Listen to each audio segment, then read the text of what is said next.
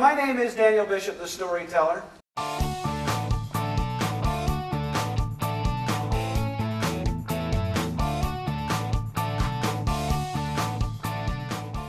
See me? I'm strong. See this rock right here? See this rock right here? I lift this rock over my head 10 times every day.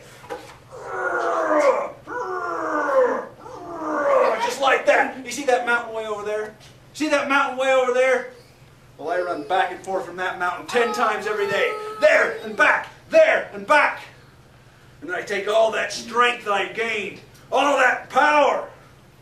I sit down, put my paws in front of me, take a deep breath, stick my nose in the air and just let it out.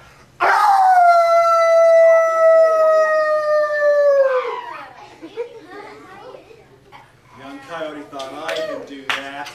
I can do that. So he went over to the rock and he went.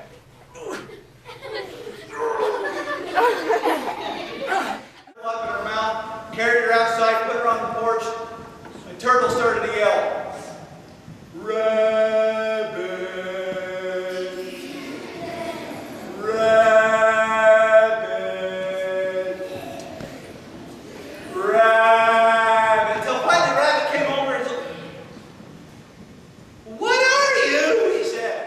All those costumes were spinning around inside of his head, and all that candy was churning around inside of his stomach. And he got nervous. He didn't know why, but he got nervous, so when he crawled into bed, he pulled those covers right up to his chin. And as he did that, he heard something. At the bottom of the stairs, here I stand. I'm coming to see you with a potato in my hand.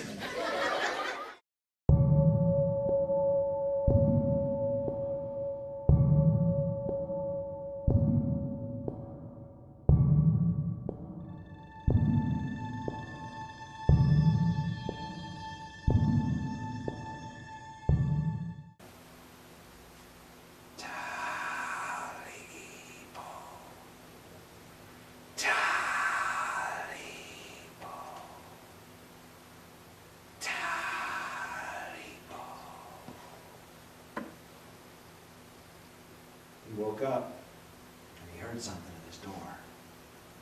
Scratching. He whistled for his dogs, but they didn't answer. It wasn't them. He stayed in bed, shivering.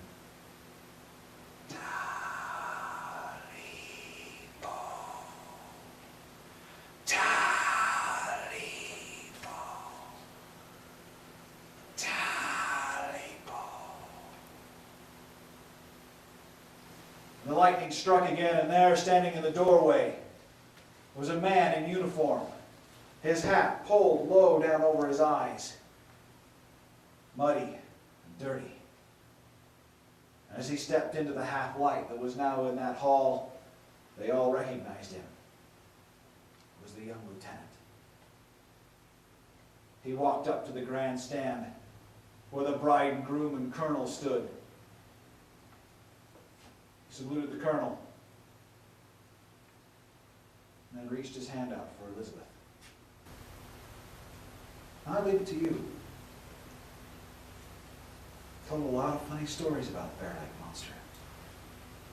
A lot of questionable people. But I saw him.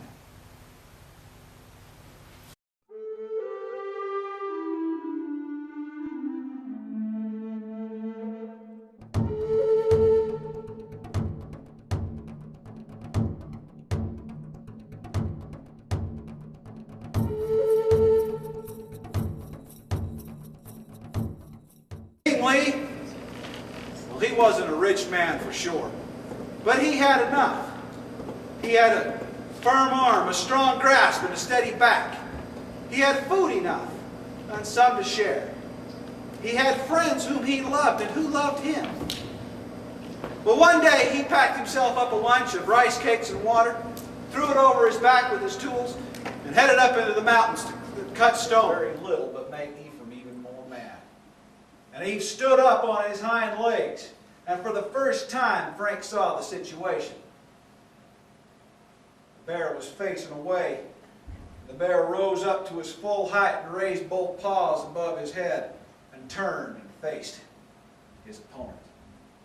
Now all the animals that had gathered to see this scene watched, wondered what Tiger was going to do. But Tiger just looked at Anansi. But the look said everything. What Tiger said in his eye was, "The stories are yours, Anansi. From now on, all stories are Anansi stories." Even this one.